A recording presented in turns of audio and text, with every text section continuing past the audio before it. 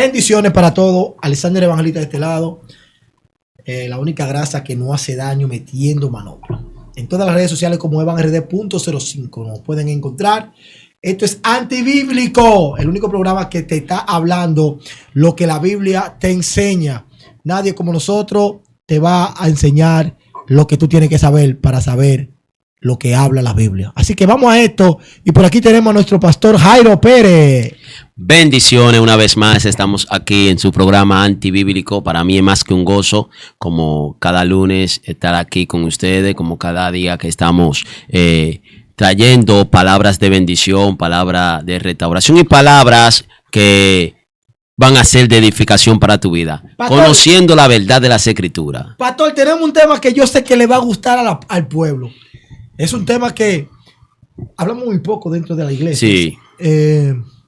Y vamos a hablar un poco de las intimidades matrimoniales y en el noviazgo. Siento, porque cuando se habla de intimidad, la intimidad es un sentimiento de cercanía emocional. Sí, sí. Y conexión con otra persona. O sea, ¿qué es la intimidad? Una cercanía emocional y una conexión con otra persona. Entonces, nosotros vamos a hablar ese punto de lo que es la intimidad. Hay personas que confunden, pastor, la intimidad con las relaciones sexuales. Y no es lo mismo. No. Intimidad es una cosa y relaciones sexuales es otra cosa. Ahora bien, dentro de esa intimidad puede surgir lo que se llama relaciones sexuales. Pero primero debe haber una cercanía. Porque sin acercamiento, como dice la definición, sin acercamiento no va a haber una emoción. ¿No está? Y esa emoción te va a provocar una atracción hacia esta persona. Sí. O sea, lo primero que debe haber es una intimidad. Por eso la Biblia dice que cuando nosotros vayamos a orar, que nosotros entremos en lo íntimo, en los ocultos, y que tengamos un momento de intimidad con el Señor. No sé, hay muchas personas, muchos predicadores que dicen, no, porque tú tienes que tener un momento de intimidad para el Señor. Y yo lo veo bien. Tenemos que tener esa intimidad con Dios, pero no en un culto. En un culto donde hay 500,000 gente, usted no va a tener una intimidad con Dios. No la va a tener. Usted puede decir lo que usted me quiera decir. Y esa intimidad que usted necesita con Dios, usted no la va a tener en un culto. No. A los cultos usted va a regocijarse. A los cultos usted va a compartir con los hermanos. A los cultos usted va a coger una enseñanza. Pero cuando hablamos de intimar, usted no lo va a, esa intimidad usted no la va a conseguir en un culto. Métete en un monte. Los profetas, cuando querían intimar con Dios, se iban a los montes, se iban a las montañas, se iban a los desiertos. Juan el Bautista, cuando quería tener una intimidad directamente con el Eterno, se iba al desierto. Y si tú quieres saber, cuando Jesús iba a orar, Jesús no salía más que con 3 personas. Con Juan, con Pedro y con Jacobo. Esos eran los 3 paños de lágrimas de Jesús. Siempre que Jesús iba a orar al monte, se llevaba esos 3 corderitos. ¿Por qué? Porque era un momento íntimo que no todo el mundo podía estar allí. O sea, la intimidad en el matrimonio, no es todo el mundo que puede estar ahí. No. O sea, no, es mi familia. No. Es que ese momento de intimidad, tu familia no tiene que saber nada de lo que tú estás hablando con tu pareja, porque es un momento íntimo. Así es una relación con Dios. Cuando tú tienes esa intimidad con Dios, usted no tiene que ni siquiera comentárselo a nadie. Pero ahora la gente, antes de intimar con Dios, dice, yo me voy para el monte a intimar con Dios. Bárbaro. La gente te van a ir a brechar. Porque es que tú estás diciendo que ¿para dónde tú vas a intimar con tu padre? Es tanto así que nosotros tenemos un ejemplo de tener intimidad con el Señor. En este caso, que es lo que tú estás hablando, de tener intimidad con el Señor. Un ejemplo claro de eso era utilizar el talí. ¿Qué pasa? Cuando una persona utilizaba el talí, lo hacía en un lugar donde no se viera su rostro, o sea, que su rostro se escondiera, que él pudiera esconderse, que él pudiera estar solamente con Dios y él. Por eso cuando Jesús utiliza la palabra en Mateo 6, entra en tu aposento, está hablando de tener un momento íntimo, un momento aparte, un momento a sol. Y la palabra aposento es la palabra talí agador en aquel entonces, que quiere decir un manto de oración. Ponte tu manto. El manto era considerado en aquel entonces como un aposento donde tú entrabas y solamente tenía una cercanía, tú y Dios. Nadie te podía poner otras cosas, o sea, tú no mirabas otras cosas, nada más era tú y Dios. Por eso es que nosotros tenemos un ejemplo bien claro de eso de Natanael. Cuando Jesús encuentra a Natanael, Jesús le dice a Natanael, yo te vi debajo de la higuera. ¿Por qué Jesús le dice a Natanael, yo te vi debajo de la higuera? Porque Natanael tenía una intimidad íntima con Dios, un momento íntimo, un momento aparte, un momento que nadie lo sabía. Es más, no se decía ni a los hijos ni a la esposa para donde el individuo iba. Solamente yo voy a subir. Se decía, yo voy a subir. Ya con eso, la mujer sabía que él iba a tener un lugar aparte. Y subir es elevarse. Yo voy a elevarme. O sea, cada vez que un judío decía yo voy a subir, estaba diciendo yo voy a elevarme. Y para subir, estaba hablando de su lugar de oración, de su lugar de comunión con Dios, de su lugar donde él estaba a sola con Dios. Eso era elevarse. Por eso la oración tiene mucho que ver con la elevación del alma, con una elevación donde tú puedes tener una intimidad solamente tú y Dios, más nadie. Tú y Dios. Por eso la palabra oración en griego es exousia, que quiere decir una audiencia a sola con el rey. Amén. Una audiencia a sola con el rey. Amén. Mira, hay un tema muy importante, un punto muy importante que voy a tocar. Y es que está en el libro de Juan, su capítulo 14, verso 15. Es un texto que hemos distorsionado dentro del cristianismo. Y lo voy a leer desde el verso 13. Y todo el que pidiere al Padre en mi nombre, lo haré para que el Padre sea glorificado en el Hijo. Si algo pidiere en mi nombre, yo lo haré. Si me amáis, guardas mi mandamiento. Aquí viene un punto muy importante, porque estamos hablando de intimidad en el matrimonio. Y lo estamos llevando también al punto bíblico.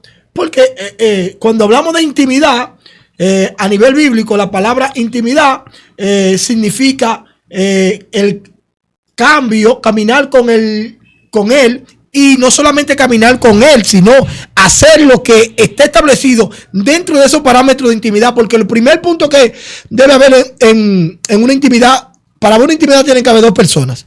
Número uno, y que esas dos personas que están intimando estén de acuerdo o que se presten atención para poder tener un resultado. Por ejemplo, Dios llama a Moisés y le dice, Moisés, sube al monte.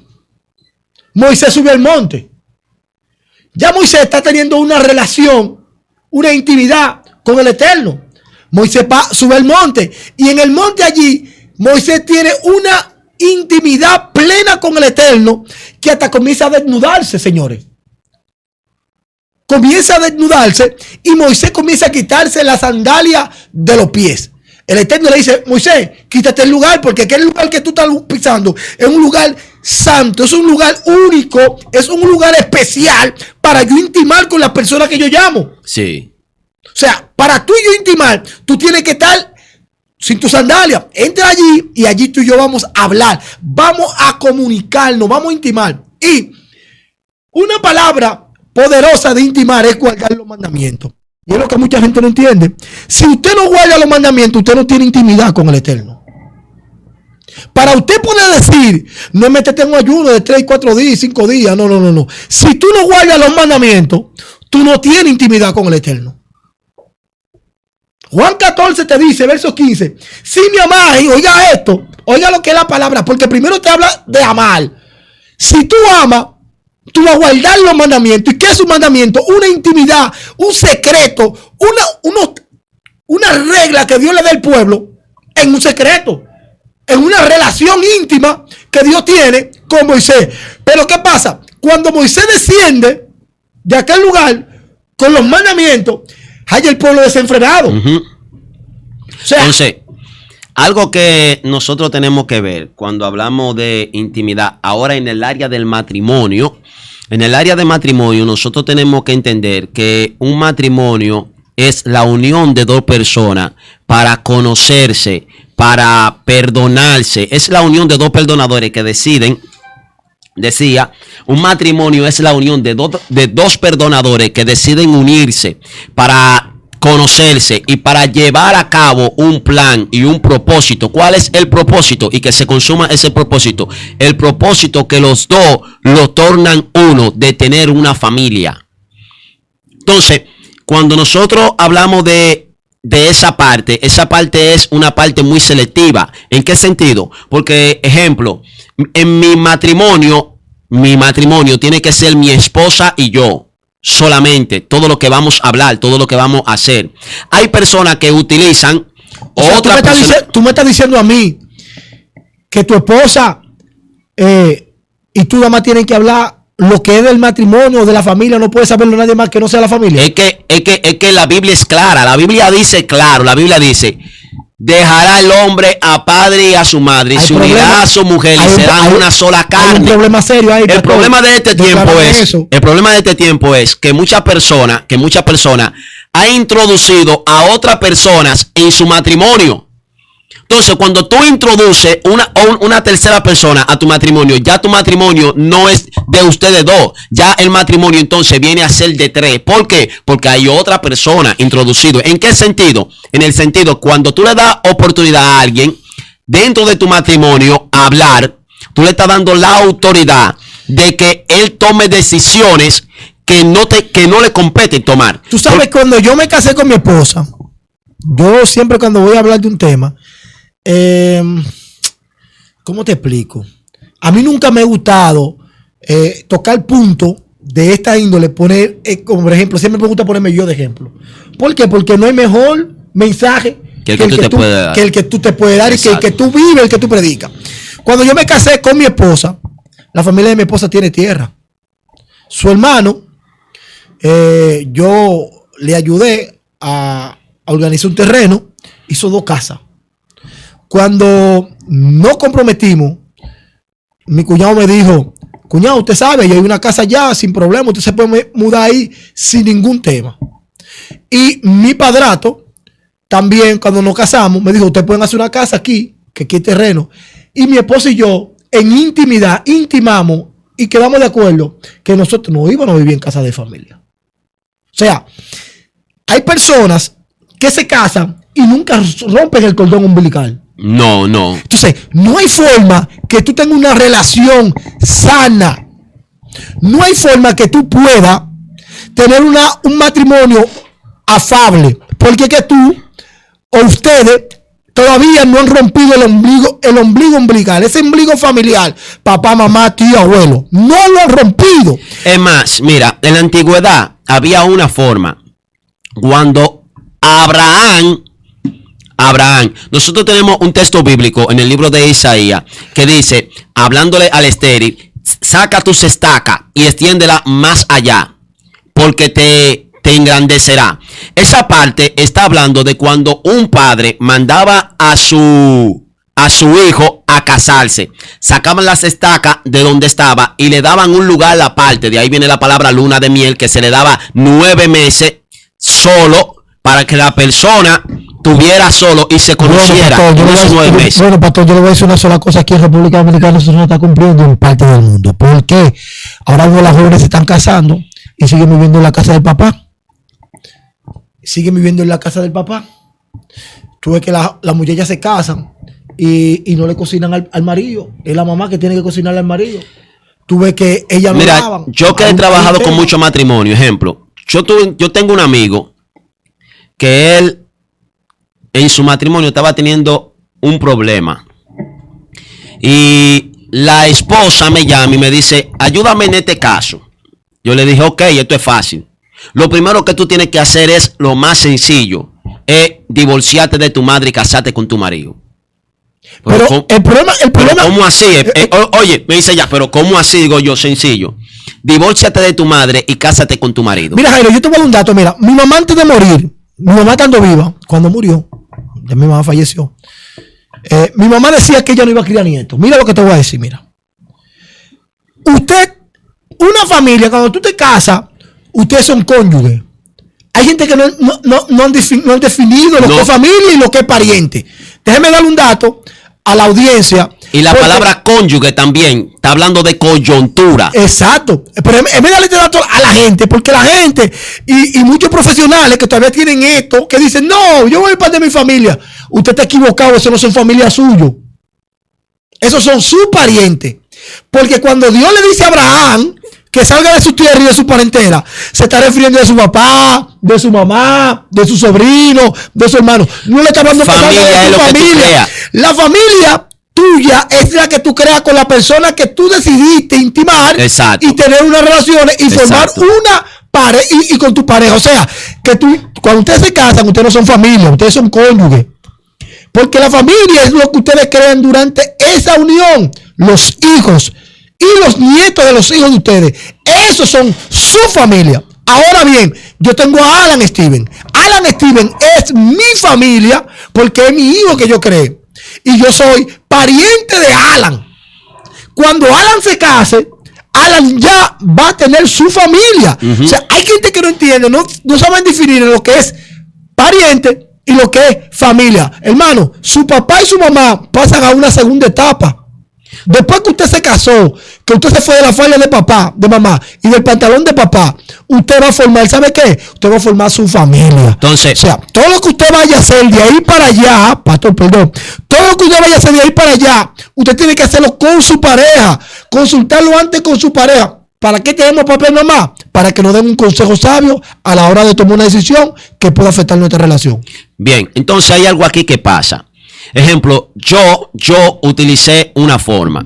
Cuando mi mamá me iba a hablar a mí de mi esposo, le decía, tú no tienes parte ni suerte aquí. Como debe ser. A mi madre. Es que así. A mi madre. Es que debe ser. Mi mamá así. se ponía guapa, comenzaba a pelear. Es que no, es que yo tengo que conocer lo que yo tengo. Tú no me puedes estar hablando a mí de mi esposa. Tú no me puedes estar hablando a mí en contra de mi matrimonio. Pero que eso pasa mucho aquí en República Dominicana. Entonces, nosotros tenemos... La madre se pone en contra de los hijos y los hijos en contra de es un lío. No, pero nosotros tenemos algo.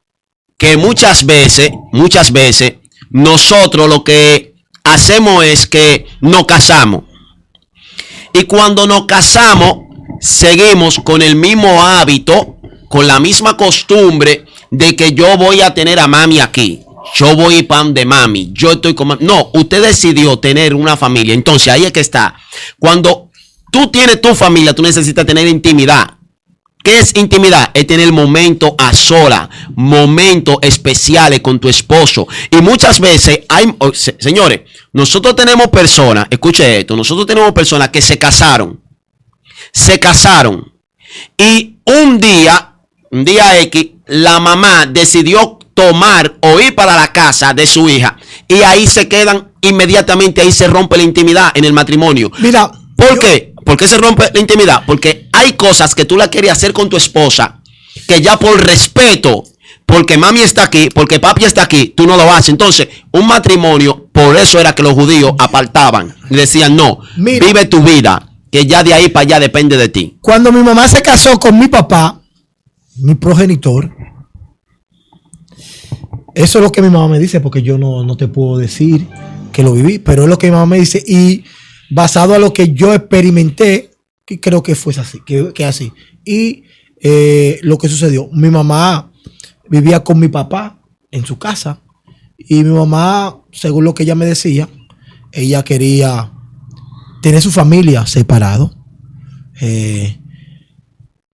Entonces, mi papá como que no estaba preparado, no tenía la preparación, no tenía la condición para mudarse sola, pues mi mamá decidió irse de la casa y mi mamá cogió mucha lucha conmigo y ella decidió expandirse. Conoce a un hombre y se casa. Inmediatamente mi mamá se casa con ese hombre. ¿Sabe lo que ese hombre? Vivía en la casa de su mamá. Lo primero que ese hombre hace es que agarra a mi mamá conmigo en brazos y alquila una casa. Y él decía que cuando el hombre tiene una mujer, no puede vivir en casa de familia. No. Porque que hay un lema que usamos mucho nosotros. Que el que se casa quiere. O sea, es que míreme, para usted, yo le hablo claro, a mí no me gusta hablar con maquillaje. Si usted quiere dar una galleta a la mujer suya, o la mujer suya quiere darle 7 palos, y usted vive con la mamá, usted no va a poder hablarle duro a la esposa suya, ni le va a poder reclamar a la esposa suya. Es que se pierde la intimidad. O sea, ustedes no van a poder explotar lo que es el matrimonio. Ustedes no van a poder experimentar, poder digerir lo que es la sensación. Oye, los viejos de antes eran tan complicados en cuanto a eso, que cuando dos gente se casaban, lo primero que el viejo le preguntaba, no, ¿usted tiene casa para llevarse a mi hija? Exacto. Pero hoy no, oye lo que dicen las menores de ahora. Las menores de ahora dicen, no, yo quiero un tigre para yo agarrar y pasar un par de días. Esto no es para toda la vida, esto es por 3 meses. O sea, es un trabajo temporal. Sabía que algo que yo he visto, nosotros tenemos un grupo de mujeres que no se han casado dentro de la iglesia, por no querer tener el compromiso de lo que es un matrimonio. Estoy de acuerdo contigo. Pero, ¿por qué? Porque papi muchas veces y mami le inculcaron temores. Y esos temores... Pero papá y mamá están teniendo su intimidad. ¿Tú me entiendes? Y esa muchacha, muchacha jamona ahí. No, y no tan solamente eso. Monja, papá y mamá vivieron su vida. Papá y mamá vivieron su vida. Mira, yo te voy a dar un dato, mírame. A mí me van a matar en las redes y me van a criticar. Hoy en día yo no sé si los varones son pájaros o son hombres dentro de la iglesia. Yo no sé. Yo no entiendo cómo hay... Yo he visto jóvenes con 30 años, 35 años, 40 años que no se quieren casar. Entonces, uno dice, hay problema. ¿Cuál es el problema? Las frustraciones de los padres. Yo me casé a los 25 y yo recuerdo que cuando yo me estaba casando, una amiga de mi esposa me dijo, ¿y por qué ustedes se están casando tan joven? Oye, yo con 25 años, ¿qué porque yo me estoy casando tan joven? Que esa es la edad para casarse. Esa es la edad para casarse. Yo con 25 años, ¿que por qué yo me estoy casando tan joven? Y yo le digo, doña, pero yo tengo 25. Y yo le pregunté, y yo le dije, ¿sabes cuánto yo se casó? Y mi mamá se casó a los 14. Entonces, hay algo que pasa aquí. Los hombres necesitamos conocer a nuestra esposa.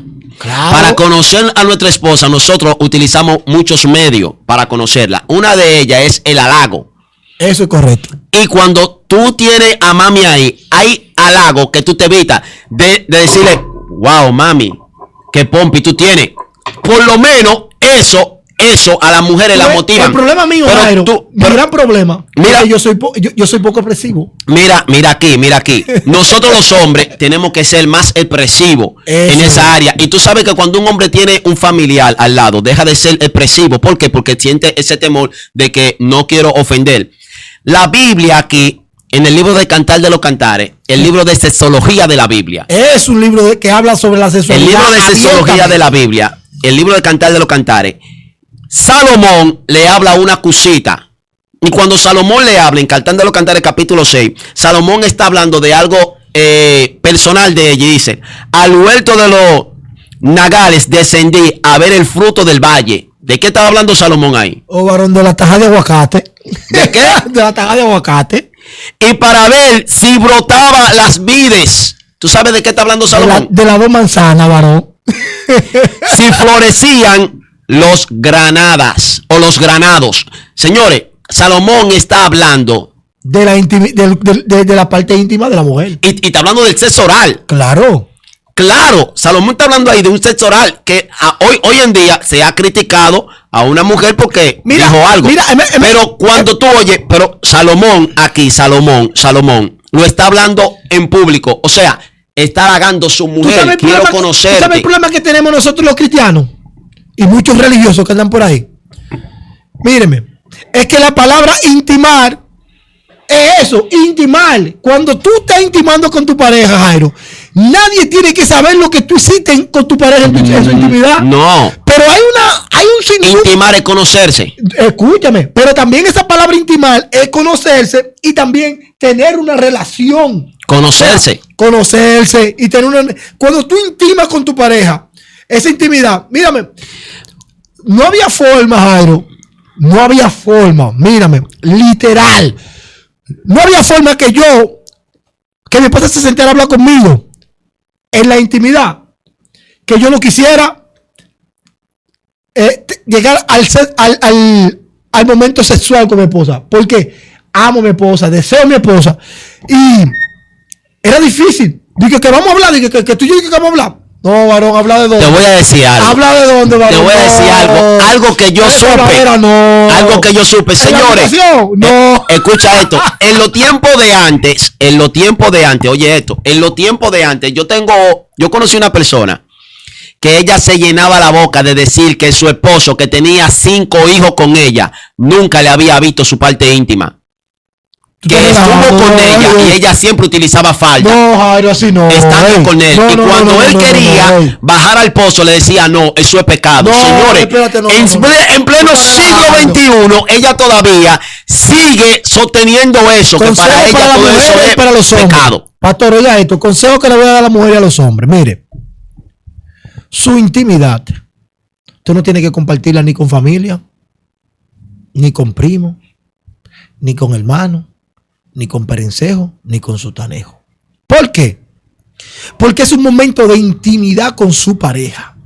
Lo que usted haga con su pareja se queda. Oye, hay un refrán que dice por ahí: lo que se hace en Las Vegas se queda en La Vega. Lo que usted haga con su pareja en su habitación, eso nada más lo sabe Dios, usted y su esposo, ni siquiera sus hijos. Es tan tal, mírame, que los viejos... Es que antes había muchos tabúes, y los tabúes hacían que los matrimonios se rompieran. O sea, mira, la Biblia habla de las cositas. La Biblia dice que las cositas...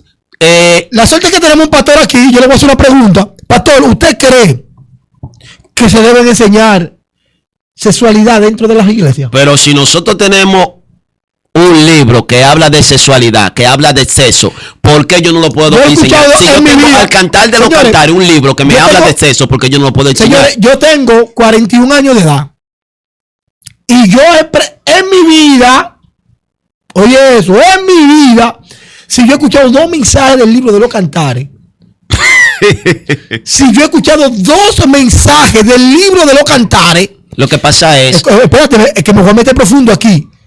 Dígame mentiroso. ¿Por qué? Les voy a hablar claro. Primero escuché a Gamaliel, que habló sobre eso. 1. Y después escuché a una señora que se llama Cándida Núñez. 2. Después, yo no he escuchado ningún pastor decir, vamos a dar una enseñanza sobre el libro de los Cantares. Bueno, un día yo di una enseñanza en mi congregación virtual, La Luz de la Verdad Bíblica. Si usted quiere ser parte de esa congregación, en la descripción de este video, usted va a ver todos los contactos de nosotros y todas las redes sociales. Y ahí usted puede ser parte de esa congregación y se va a nutrir de una manera sobrenatural. Entonces, Jairo, hay un problema porque el libro de los Cantares no lo estamos enseñando. Y no tan solamente eso, que no enseñamos a sostener los matrimonios.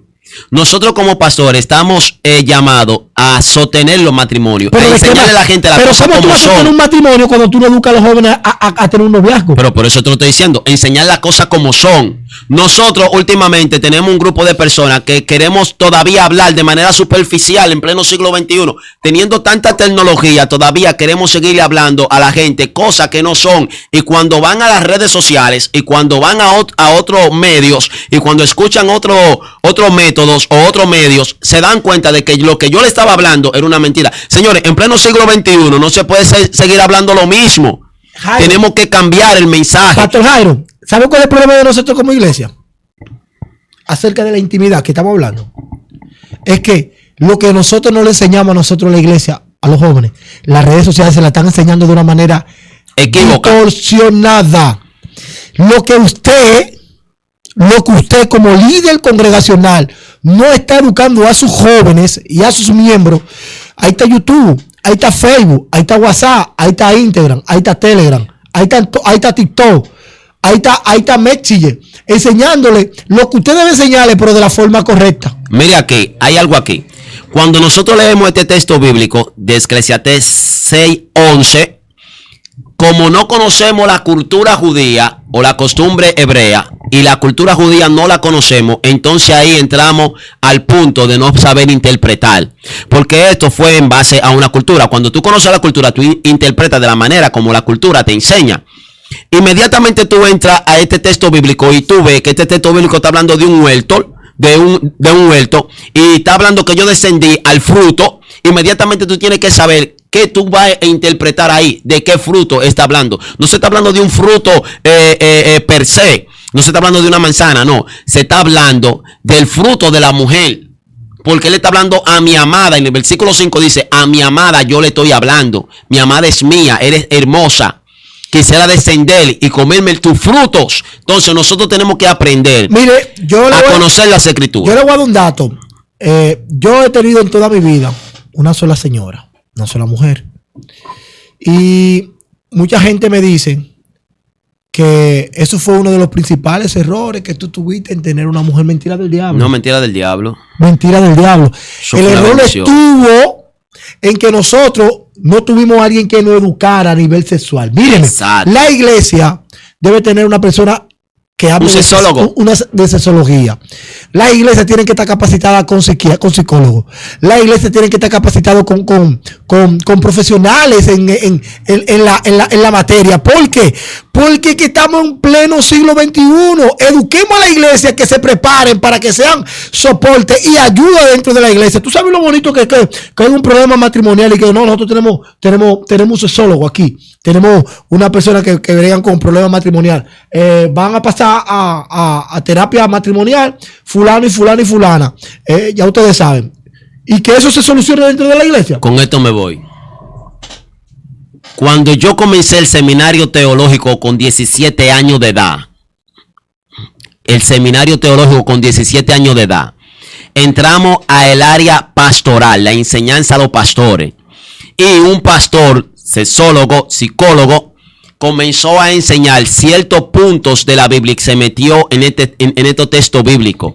Señores, y él le puso a esa parte de esos textos bíblicos, se rompió la madera. Él decía que él conoció una pareja que tenían una madera en la casa, en la cama, donde la mujer dormía de este lado y el hombre dormía del otro lado. Te digo ¿qué eran? Eran pastores.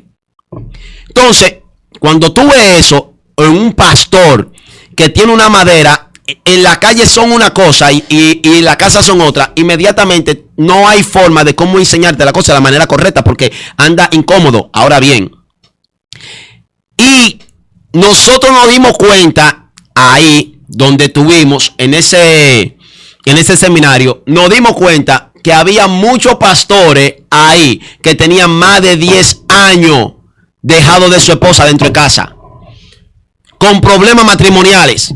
Te digo por qué. Por el simple hecho de no abrirse y ir a donde un especialista. Señor, nosotros tenemos muchos especialistas, tenemos muchas personas preparadas, que si hay una situación y usted cree que no haya la forma de cómo arreglarla, busque un especialista, eso no es pecado. La Biblia te manda a que tú busques las personas que estén preparadas. Busque personas que estén preparadas, busque personas que le puedan ayudar, busque personas que le puedan dar la mano. El pastor está para dar la mano en el momento que tú lo necesites. No una persona que se va a aprovechar de tu vulnerabilidad, sino una persona que te pueda dar la mano y te diga las cosas como son, te diga las cosas que tú las puedas entender. Nosotros necesitamos en este tiempo que los pastores, que los líderes comiencen a enseñar las cosas de la manera correcta. ¿Por qué? Porque cuando tú tienes una iglesia sana, pueblo sano, iglesia sana, familia sana, iglesia sana, matrimonio sano, iglesia sana, hogares sanos. Por eso nosotros necesitamos en este tiempo personas con la capacidad para educar a otros. Mire, señores, con esto terminamos este programa que estuvo muy bueno. Quiero decir algo. Nosotros, para poder entender la importancia de la intimidad dentro del matrimonio, nosotros tenemos que saber cuáles son nuestras funciones como tal. Para usted poder decir que usted tiene un matrimonio sano, usted tiene que saber cuáles son sus funciones y cómo debe funcionar un matrimonio. Usted no puede decir que usted tiene una buena intimidad cuando su familia o algún pariente interviene en sus relaciones. Yo soy de lo que creo que el matrimonio es de 3 cuando está Dios. Si hay 4, entonces se metió el diablo. Si hay 5, entonces se metió un pariente. O sea, donde hay más de 3 personas está el diablo y hay un pariente. O sea, una relación sana no pueden haber más de 3 personas. Dios, los que están ahí Si hay un cuarto es el diablo y si hay un quinto es un pariente. Tu relación no puede decidir un pariente como tú debes conducirla. Shalom.